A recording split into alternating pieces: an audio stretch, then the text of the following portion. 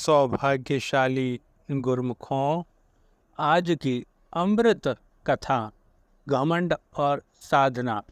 तो सभी सौभाग्यशाली गुरमुख ध्यान पूर्वक सुने। चलिए वीडियो को स्टार्ट करते हैं।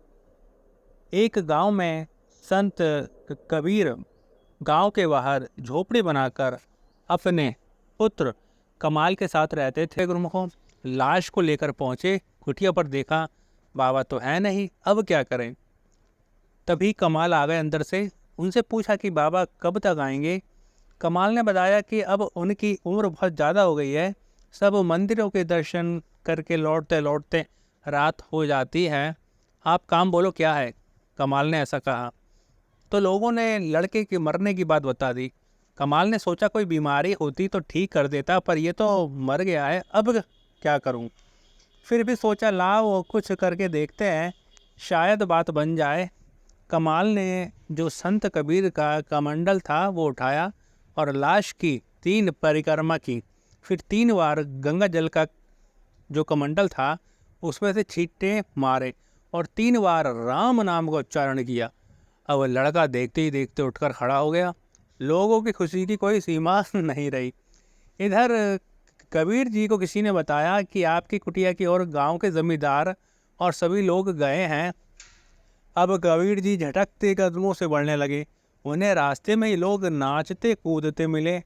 अब कबीर जी कुछ समझ नहीं पाए। आकर कमाल से पूछा क्या बात हुई, तो कमाल तो कुछ और ही बताने लगा। बोला गुरुजी, बहुत दिन से आप बोल रहे थे ना कि तीर्थ यात्रा पर जाना है, तो अब आप जाओ, यहाँ तो मैं सब संभाल लूँगा। अब कबीर जी ने पूछा क्या संभाल लेगा। कमाल बोला बस यही मरे को जिंदा करना है, बीमारी को ठीक करना है, ये तो सब अब मैं ही कर लूँगा। अब आप तो यात्रा पर जाओ जब तक आपकी इच्छा हो। अब कबीर के मन ही मन में सोचा चेले की सिद्धि तो प्राप्त हो गई है, पर सिद्धि के साथ इसे घमंड भी आ गया है। पहले तो इसका ही इलाज करना पड़ेगा, बाद में तीर्थ यात्रा होगी, क्योंकि साधक में घमंड आया तो साधना समाप्त हो जाती है। कबीर जी ने कहा ठीक है, आने वाली पूर्णमासी को एक भजन का आयोजन करके फिर निकल जाऊंगा यात्रा पर। तब तक तुम आसपास के 2-4 संतों को मेरी चिट्ठी जाकर दे आओ, भजन में आने का निमंत्रण भी देना। कबीर जी ने चिट्ठी में लिखा था, कमाल भयो कपूत, कबीर को कुल गयो डूब। कमाल चिट्ठी लेकर गया एक संत के पास, उन्होंने चिट्ठी दी। अब चिट्ठी पढ़ के वह समझ गए। उन्होंने कमाल का मन टटोला और पूछा कि अचानक ये भजन के आयोजन का विचार कैसे हुआ। कमाल ने अहंकार के साथ बताया, कुछ नहीं गुरुजी, कि लंबे समय से तीर्थ पर जाने की इच्छा थी, अब मैं सब कर ही लेता हूँ, तो मैंने कहा कि अब आप जाओ यात्रा कराओ, तो वह जा रहे हैं और जाने से पहले भजन का आयोजन है। संत दोहे का अर्थ समझ गए। उन्होंने कमाल से पूछा तुम क्या कर लेते हो, तो बोला भाई मरे को जिंदा करना, बीमारी को ठीक करना है, जैसे काम है। संत जी ने कहा अच्छा रुको और शाम को यहाँ भी थोड़ा चमत्कार दिखा दो। उन्होंने गांव में खबर कर दी। थोड़ी देर में 200-300 लोगों की लाइन लग गई। सब नाना प्रकार की बीमारी वाले आए। संत जी ने कमाल से कहा चलो इन सब की बीमारी को ठीक कर दो। अब कमाल तो देख के चौंक गया, अरे इतने सारे लोग हैं, इतने लोगों को कैसे ठीक करूं, ये मेरे बस का नहीं है। संत जी ने कहा कोई बात नहीं, अब ये आए हैं तो निराशा से लौटेंगे, ठीक नहीं है। तो संत जी ने लोटे से जल लिया और राम नाम का एक बार उच्चारण करके छींटा मारा।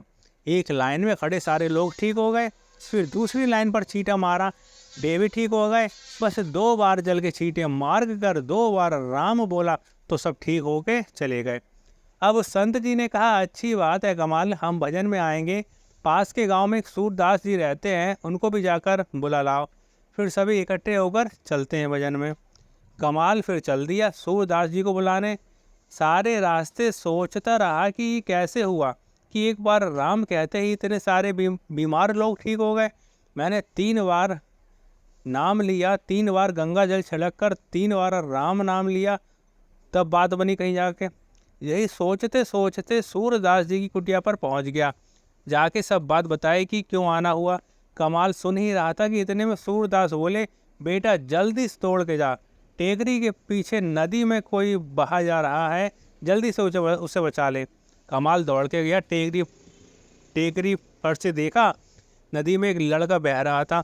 कमाल नदी में कूद गया और लड़के को बाहर निकालकर अपनी पीठ जी लाद के कुटिया की तरफ चलने लगा। अब चलते चलते उसे विचार आया कि अरे सूरदास जी तो अंधे हैं, फिर उन्हें नदी और उसमें बहता लड़का कैसे दिख गया। उसका दिमाग बिल्कुल सुन्न हो गया, सीटी बजी दिमाग में। अब लड़के को भूमि पर रखकर देखा कि लड़का मर चुका था। अब सूरदास जी ने जल का छींटा मारा और बोला रा, तब तक लड़का उठ के चल दिया। अब तो कमाल कमाल हो गया कि अरे इन्हें तो पूरा राम भी नहीं बोला, खाली रा बोलते ही लड़का जिंदा हो गया। तब कमाल ने वे चिट्ठी खोल के खुद पढ़ी किसमें क्या लिखा है। जब उसने पढ़ा तो समझ में आ गया। वापस आके कबीर जी से बोला, गुरु जी संसार में एक से एक सिद्ध है, उनके आगे मैं कुछ नहीं हूँ। गुरु जी आप तो यहीं रहिए, अभी मुझे जाकर भ्रमण करके बहुत कुछ सीखने और समझने की ज़रूरत है। सौभाग्यशाली गुरुमुखों, कथा का तात्पर्य है कि गुरु की कृपा से सिद्धियां मिलती हैं, उनका आशीर्वाद होता है तो साक्षात ईश्वर आपके साथ खड़े होते हैं। गुरुमुखों, गुरु गुरु ही रहेंगे, वे शिष्य के मन के सारे भाव पढ़ लेते हैं और मार्गदर्शक बनकर उन्हें पतन से बचाते हैं। प्रेम सहित मिलकर बोलो जयकारा, बोल मेरे श्री गुरु महाराज की जय। बोलो श्री आनंद प्रवासी भगवान की जय। सौभाग्यशाली गुरुमुखों, अगर आपको ये कहानी पसंद आई है तो चैनल को सब्सक्राइब करें और इस वीडियो को ज़्यादा से ज़्यादा शेयर करें ताकि और भी गुरुमुख जन तक ये वीडियो पहुंच सके।